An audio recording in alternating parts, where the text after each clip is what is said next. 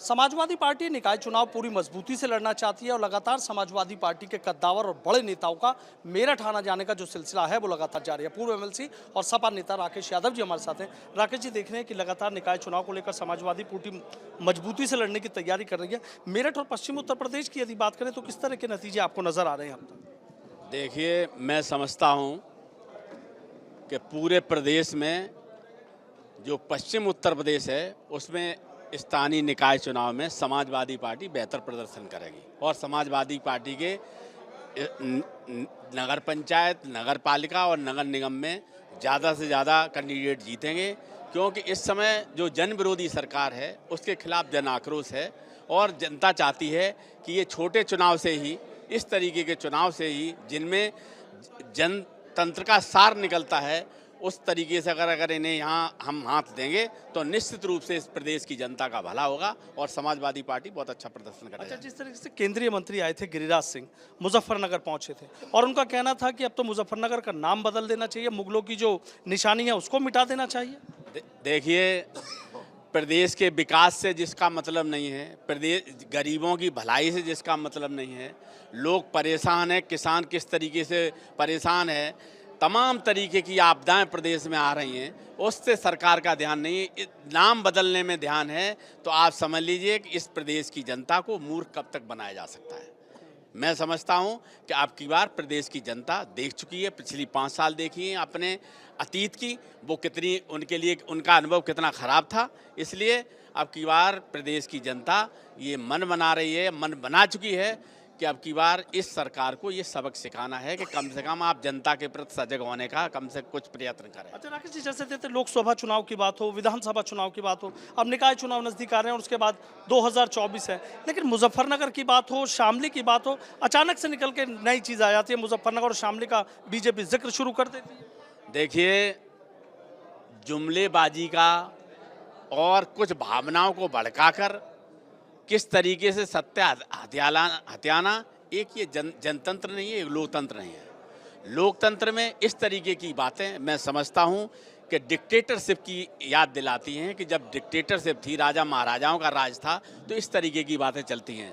जहाँ स्वस्थ लोकतंत्र है वहाँ इस तरीके की बातों का कोई स्थान नहीं है और प्रदेश की जनता को ये समझना चाहिए, पश्चिम उत्तर प्रदेश के लोगों को ये समझना चाहिए कि अब की बार इसका जवाब देने के लिए, इसका माकूल जवाब देने के लिए समय नज़दीक है। स्थानीय निकाय चुनाव में ये प्रदेश की जनता और पश्चिम उत्तर प्रदेश के लोग इसका जवाब देंगे। अच्छा, एक उनका जिक्र करना, लेकिन चर्चा ये शुरू होगी कि क्या मुजफ्फरनगर का नाम बदला जा सकता? अगर नाम बदलने की कोशिश की गई तो सपा का क्या स्टैंड है? देखिए, समाजवादी पार्टी तो शुरू से विरोध करती है इस चीज़ का कि भाई जो चीज़ बनी है उसको आप क्यों बिगाड़ रहे हैं, और अगर ये बिगाड़ने का प्रयास कर रहे हैं तो समाजवादी पार्टी का पहला ध्यान प्रदेश की जनता की भलाई के लिए है। गरीबों को, भूखों को उनका पेट कैसे भरे, उन्हें रोजी रोटी कैसे मिले, किसानों को उनकी फसल का उचित मूल्य कैसे मिले, इस तरफ ध्यान है समाजवादी पार्टी का। इन तरीके की जो बेफजूल की बातें हैं उन पर कोई ध्यान देने का कोई नहीं है।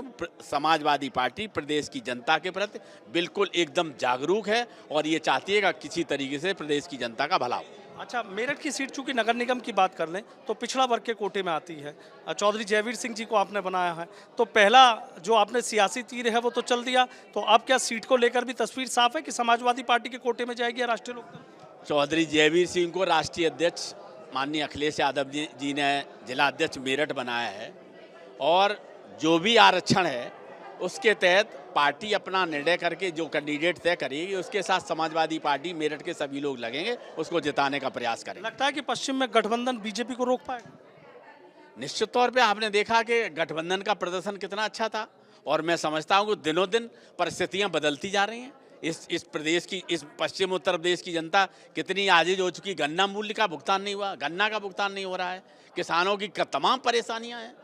इस तरीके से मैं समझता हूं कि अब की बार प्रदेश, पश्चिमी उत्तर प्रदेश नहीं पूरे प्रदेश में समाजवादी पार्टी और गठबंधन की लहर है और लहर रहेगी। बहुत बहुत शुक्रिया। तो देखिए, समाजवादी पार्टी के नेता राकेश यादव, सीधा उनका ये कहना है कि गठबंधन की हवा है और पश्चिम उत्तर प्रदेश नहीं बल्कि पूरब तक इस बार जो नतीजे हैं वो चौंकाने वाले होंगे। और जिस तरीके से मुजफ्फरनगर का नाम बदलने की जो बात कही गई है और मुद्दों से बीजेपी ध्यान भटकाना चाहती है, इसलिए इस तरह की बातें कर रही है। केंद्रीय मंत्री गिरिराज सिंह आए, मुजफ्फरनगर का नाम बदलने की बात कहकर चले गए, लेकिन ये मामला इस कदर तूल पकड़ा है कि तमाम विपक्षी पार्टियां बीजेपी पर हमलावर नजर आ रही हैं। कांग्रेस इसको लेकर क्या सोचती है, यही हम कांग्रेस के जिला अध्यक्ष अवनीश काजला से बात कर लेते हैं। अवनीश जी, देख रहे हैं कि गिरिराज सिंह का ये कहना कि भाई मुजफ्फरनगर का नाम बदल दो और जो मुगल हैं उनकी निशानी को बदल दो, क्या लग रहा है? देखिए, बीजेपी की जो राजनीति है ना, इसी पे ही आधारित है। बीजेपी देश के जो हमारा भाईचारा है, सभी जाति धर्मों का भारत देश है, पूरे विश्व में भारत की एक अलग पहचान थी, उसे भारतीय जनता पार्टी ख़त्म करना चाहती है। अगर बीजेपी बात करती है पीछे की, तो अंग्रेजों के बनाई हुई सारी चीज़ों को भी ख़त्म करो। मुगलों के अगर बारे में बात करते हैं, उनका मकसद सिर्फ एक है, देश को तोड़ना।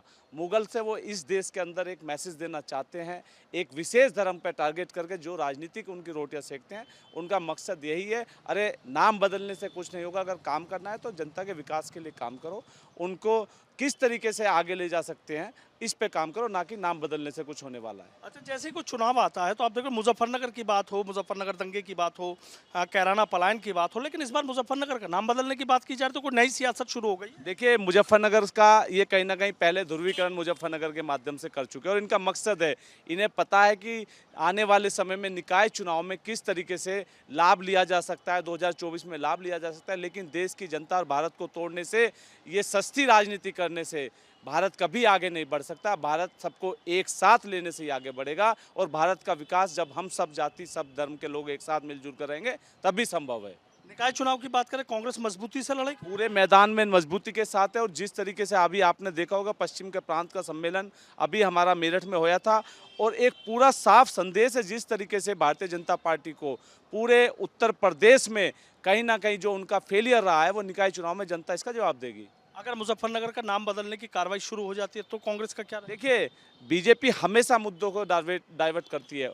अगर निकाय चुनाव में उनके पिछले प्रदर्शन के आधार पर चुनाव होगा तो उन्हें पता है कि कहीं ना कहीं उनको शिकस्त खानी पड़ेगी, तो उनका मकसद ही ये है कि जो जनता के आम मुद्दे हैं उनसे ध्यान हटकाकर इन जिन मुद्दों का कोई मतलब नहीं, इन मुद्दों पर बीजेपी चुनाव लड़े, उन पर चर्चा हो, जो पुराने असली मुद्दे हैं उन पर चर्चा ना हो। बहुत बहुत शुक्रिया। तो देखिए, कांग्रेस के जिला अध्यक्ष अवनीश काजला, सीधा इनका कहना है कि बीजेपी इस तरह के मुद्दे उठाती है ताकि जो जनता के मुद्दे हैं उन पर बात ना हो, जो तमाम समस्याएं उन पर बात ना हो। कांग्रेस पूरी मजबूती से लड़ाई लड़ेगी और निकाय चुनाव से पहले जिस तरीके से मुजफ्फरनगर का नाम बदलने का जो राग अलापा गया है, इससे कोई फर्क नहीं। केंद्रीय मंत्री गिरिराज सिंह का मुजफ्फरनगर का नाम बदलने की वकालत करना पश्चिम उत्तर प्रदेश का सियासी तापमान बढ़ा गया है। अब इस मुद्दे पर राष्ट्रीय लोकदल बेहद नाराज और बेहद खफा है। क्या राष्ट्रीय लोकदल का कहना है, यही हम बात कर लेते हैं। राष्ट्रीय लोकदल के राष्ट्रीय सचिव हैं डॉक्टर राजकुमार सांगवान जी। सांगवान जी, अब गिरिराज सिंह का मुजफ्फरनगर आना और ये कह जाना कि मुजफ्फरनगर का नाम बदल दिया जाए, मुगलों की चीज़ है उसको हटा देना चाहिए। देखिए, ये भारतीय जनता पार्टी है, इनको आदत पड़ गई है, ये मुजफ्फरनगर को प्रयोगशाला समझने लगे हैं। जैसे 2013 में इन्होंने सामाजिक ताने बाने को खराब किया, भाई को भाई से लड़ाने का काम करके इनको आसानी से सत्ता हाथ लगी ना।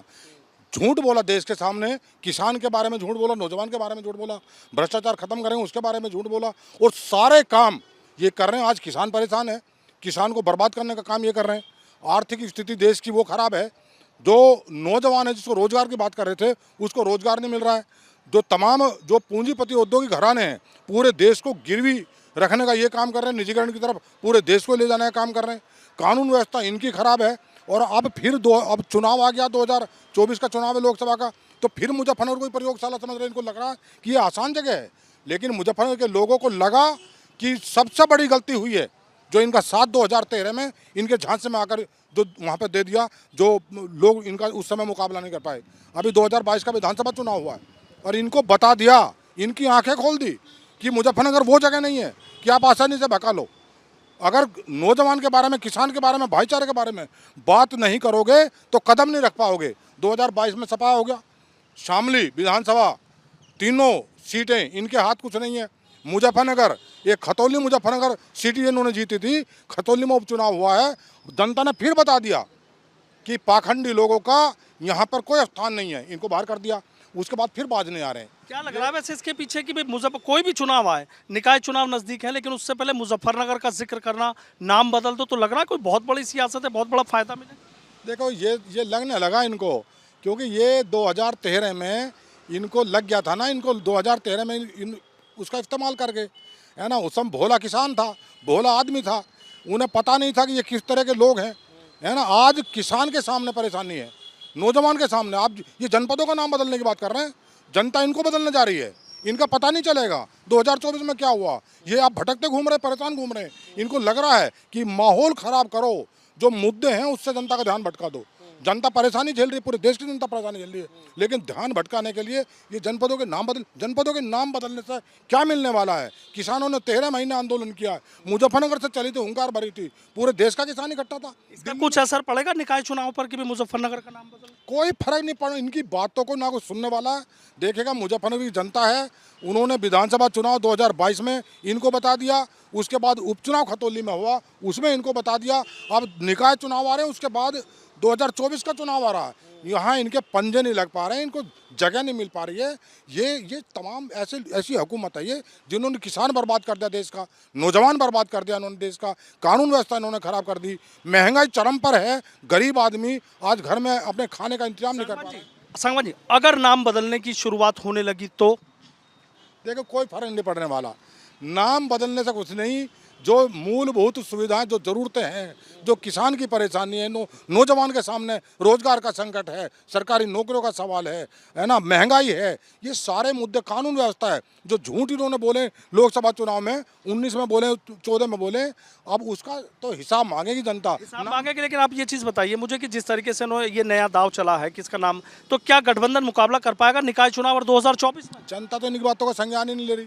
नाम बदलने से क्या मरहम लगा देंगे, नाम बदलने से किसान को क्या दे देंगे, नाम बदलने से नौजवान को क्या दे देंगे, नाम बदलने से क्या महंगाई कम कर देंगे, नाम बदलने से क्या जो ये पूंजीपति लोग जो देश को नोच रहे हैं, खींच रहे हैं, इनके संरक्षण में क्या उनसे मुक्ति मिल जाएगी? घराने नाम बदलने का कोई प्रभाव नहीं पड़ने वाला इनका। 2024 में इनका पता नहीं चलेगा, जनता इनको, ये नाम बदलो, जनता इनको बदलेगी, जनता बदलने जा रही है। बहुत बहुत शुक्रिया। तो देखिए, राष्ट्रीय लोकदल के राष्ट्रीय सचिव डॉक्टर राजकुमार सांगवान है, उनका सीधा कहना है कि नाम बदलने की सियासत से कुछ नहीं होगा, धरातल पर बहुत कुछ होना चाहिए था। उन्होंने तमाम आरोप लगाए कि किसान, नौजवान सभी लोग परेशान हैं और सीधा कह रहे हैं कि नाम बदलने की जरूरत नहीं, अब जनता इन्हें बदलने जा रही है। ये जो भी आपने देखा कि गिरिराज सिंह केंद्रीय मंत्री आए थे और उनका ये कहना कि मुजफ्फरनगर का नाम तो बदल देना चाहिए, मुगलों की निशानी को मिटा देना चाहिए, क्या लग रही है इसके पीछे की सियासत? निकाय चुनाव भी पास है, 2024 भी पास है, और क्या लग रही है सोच? देखिए, मुजफ्फरनगर जो है वो पश्चिम उत्तर प्रदेश का एक ऐसा ज़िला है कि जहाँ पे मैक्सिमम आबादी कहीं ना कहीं उत्तर प्रदेश में आप देखेंगे किसानों की आबादी है, और किसानों का जो उनके जो आय का जो मुख्य स्रोत है वो कहीं ना कहीं कृषि है। वो किसी जाति विशेष नहीं, तमाम वर्गों के लोग, या तो मजदूरी करने वाले लोग हैं, वो भी खेती आधारित है, या खेती करने वाले लोग हैं। अभी आप देखेंगे कि जो बारिश हुई है, इस बारिश में या तमाम इस पूरे इलाके के अंदर तमाम गेहूं की फसल बर्बाद हुई, और ये केंद्र सरकार ये दावा करती है कि उन्होंने तमाम फसलों को जो है आपने फसल बीमा के दायरे में आ गया। अभी तक किसी केंद्र सरकार ने, अगर उनके पास वो बिल है जो उन्होंने कहीं ना कहीं तमाम फसलों को इस दायरे में लाया, तो किसानों को कहीं ना कहीं भटकाया जा रहा है। यही पश्चिम उत्तर प्रदेश का जो किसान है, यहाँ चूँकि गन्ना बेल्ट है और यहाँ मुख्य जो फसल है वो कहीं ना कहीं गन्ना है। अभी 6 साल में आप मुझे बता दीजिए कि योगी जी ने गन्ने के भाव में कितना परिवर्तन किया है, और इससे पहले की सरकारों ने कितना परिवर्तन किया है। आप चूंकि बहुजन समाज पार्टी की मैं बात करता हूं अक्सर, 2007 से लेकर के 2012 के बीच में इसी पश्चिम उत्तर प्रदेश के गन्ना बेल्ट के ऊपर 2007 में जिस गन्ने का रेट 125 रुपये कुंटल हुआ करता था, उसका 250 रुपये कुंटल गन्ने का रेट 5 साल में बहुजन समाज पार्टी की सरकार ने किया। तो आप गन्ने का रेट तो बढ़ाएंगे नहीं, किसानों की हालात खराब है, तो उसका सबसे बढ़िया तरीका है कि आप मुगल तो मिटा नहीं पाए, है ना, आप मुजफ्फरनगर को ही मिटा दीजिए, उस पहचान को ही मिटा दीजिए, ताकि कहीं ना कहीं, देखिए मैं फिर ये कह रहा हूँ कि बीजेपी चाहेगी, जनमानस के मुद्दों को कहीं ना कहीं धर्म की चाशनी में डुबोना चाहते हैं वो, और उसका राजनीतिक लाभ कमाना चाहते हैं। इसलिए मैं फिर ये कहूँगा कि तमाम गैर बीजेपी दल, उनको ये मानना पड़ेगा कि बीजेपी की धर्म की पॉलिटिक्स को ख़त्म करने का एक ही तरीका हो सकता है, सामाजिक न्याय की बात करो, जनमानस के मुद्दों के ऊपर बात करो। क्यों नहीं लोग बाग सवाल पूछना चाहिए, मुजफ्फरनगर के लोगों को सवाल पूछना चाहिए ना कि फसल बीमा के पैसे कहाँ हैं, गिरिराज जी से ये पूछना चाहिए ना, या गन्ने के कितने पैसे का वृद्धि किया। तो कहीं ना कहीं ये भटकाने का एक तरीका है। लग क्या रहा है, क्यों बदलना चाहते हैं ना? मैं बताया ना 100%। देखिए, जनमानस के मुद्दों पे लोग अपने संवैधानिक अधिकारों की बात ना करें, लोग अच्छाई की बात ना करें, कहीं ना कहीं मुजफ्फरनगर में किसान ही है ना, उसको फसल की बात ना करे, गन्ने के मूल्य की बात ना करे, बकाये की बात ना करे, कहीं ना कहीं उसकी अब बिजली आप वसूल लिए ना। इस भारत में आज़ादी के 75 साल मना रहे हैं, लेकिन इस 75 साल में कोई भी सरकार रही है, वो कांग्रेस की भी रही है, गैर कांग्रेस की भी सरकार रही है, लेकिन किसान से बिजली के पैसे या मीटर किसी ने नहीं लगवाया। यही बीजेपी की सरकार है कि इसने कहीं ना कहीं किसान को भी उस दायरे में ला करके खड़ा कर दिया है। और निश्चित रूप से अगर अगले 10 साल में यही बीजेपी कमर्शियल बिजली का पैसा वसूलेगी किसानों से।